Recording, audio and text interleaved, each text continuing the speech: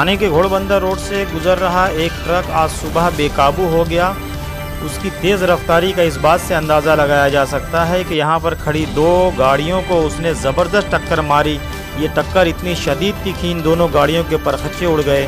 साथ ही इसने कई दरख्तों को भी ठोका और बाद में एक सैलून और कैटरस की दुकान में जा घुसा, जिससे दुकानदारों को ज़बरदस्त नुकसान पहुँचा।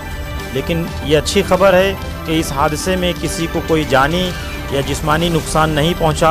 गाड़ियों और दुकानों का तहस नहस ज़रूर हो गया है। हादसा की खबर मिलते ही डिज़ास्टर, फायर ब्रिगेड और इतराफ़ की पुलिस स्टेशन के स्टाफ भी वहां पहुंच गया। मामले की दर्ज की गई, जबकि ड्राइवर जाए वकू से फ़रार हो गया।